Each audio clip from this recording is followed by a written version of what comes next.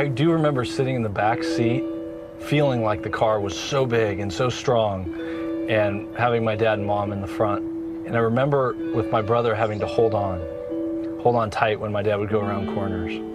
My dad bought a 1965 Chevy Impala SS Super Sport with everything he had.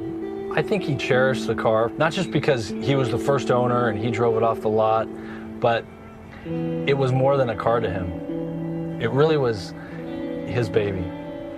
He had the car for 20 years, until the mid-'80s. My parents had to sell the car because times were tough and they had to make ends meet. It was not easy for my dad to let the car go. A few years ago, it just kind of dawned on me that if I could somehow, miraculously, find the car, that it would be worth the search. Does the car still even exist? Is it in the junkyard somewhere?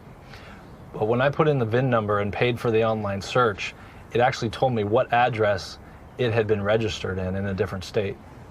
We heard nothing back from the owner. No response. We sent 2 letters with no response. After Arizona, it went to Pennsylvania. It was in New York. I was 2 steps behind the car on each of my searches.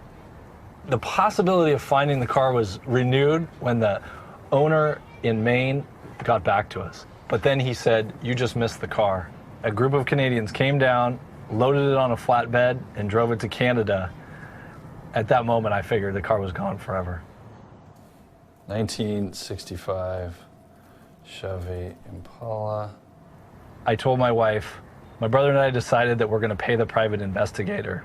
She gave me a look, basically, "You guys are crazy." And she said, "Why don't you just do one more of your general online searches?"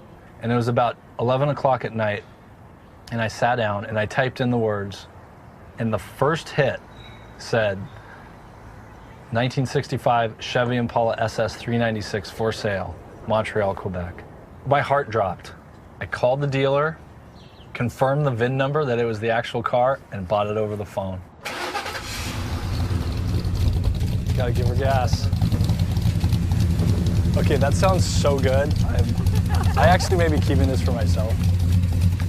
It's just amazing that it's almost 30 years that I used to sit back here. It's incredible. It's like a time machine. So now that we have the car, we've been planning to give it to my dad as a surprise. He has no idea that we've searched for it, and it's going to be the surprise of his life, I think.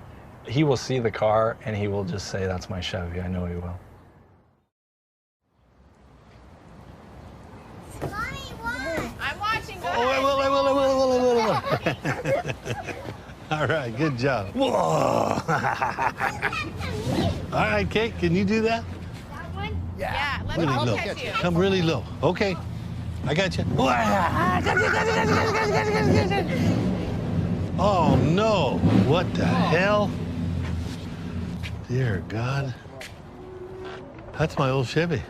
We got it, Pop. You're kidding me. Yeah. Here, come on. Really? No. Yeah. I think he got that.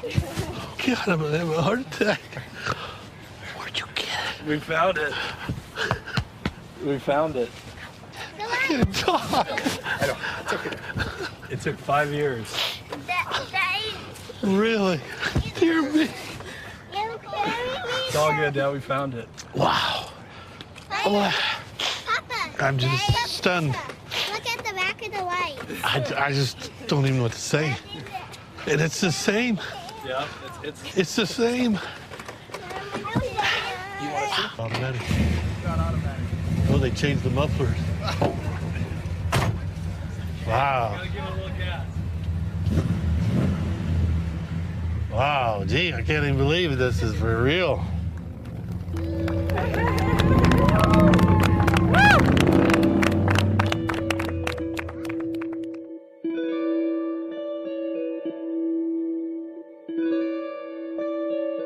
It's not just a car. It's all the memories and the feelings. It brings all that back.